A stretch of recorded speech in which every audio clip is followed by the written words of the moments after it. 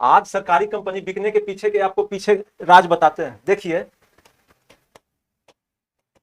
जब जब इंदिरा गांधी सरकार में आई तो उस वक्त क्या हुआ था? उस वक्त हुआ था कि इंदिरा गांधी एक अलग पार्टी बनाकर आई थी, कांग्रेस याद। तो उसमें पैसा की कमी हुआ।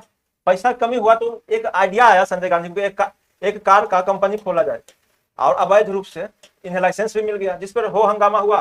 फिर उसके बाद एक इंदिरा गांधी की सरकार के बाद मोरारजी देसाई की सरकार ने एक शाह कमीशन बैठाया, शाह कमीशन, जिसके कोर्ट कचहरी के घेरे में इंदिरा गांधी घिर गई। उससे पहले जीप घोटाला में नेहरू जी फंस गए थे, उसके बाद बोफोर्स घोटाला में राजीव गांधी फंस गए थे। इससे उब कराने वाले सरकार ने एक निर्णय लिया कि क्योंकि चुनाव में आपको पैसा खर्चा करना ही पड़ेगा, तो आने वाले समय में पीवी नरसिम्हा राव की सरकार में जब उदारीकरण हुआ, तो उसमें सरकारी कंपनियों को कम करना चालू कर दिया गया। इससे कम क्यों किया, प्राइवेट कंपनियों को मजबूत क्यों किया? इसका उदाहरण देते हैं। देखिए, सरकारी कंपनी अगर ज्यादा कमाएगा तो उससे घोटाला करना पड़ेगा। समझ रहे बात को? सरकारी कंपनी जब ज्यादा कमाएगा तो उससे घोटाला करना पड़ेगा, तो घोटाला में सरकार फंस जाएगी।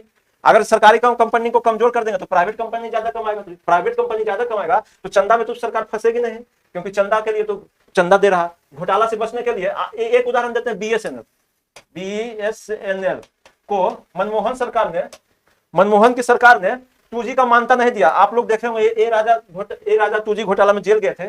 इसका मुख्य कारण था कि फिर वोडाफोन हो गया, एयरटेल इत्यादि को प्राइवेट को मान्यता देकर बीएसएनएल को मान्यता नहीं दिया गया। क्यों? इसके पीछे कारण था, अगर बीएसएनएल आगे बढ़ेगा, ऐसे पैसा होगा तो इसे लगाना पड़ेगा, इसे जनता के विकास के लिए लगाना पड़ेगा। इसे घोटाला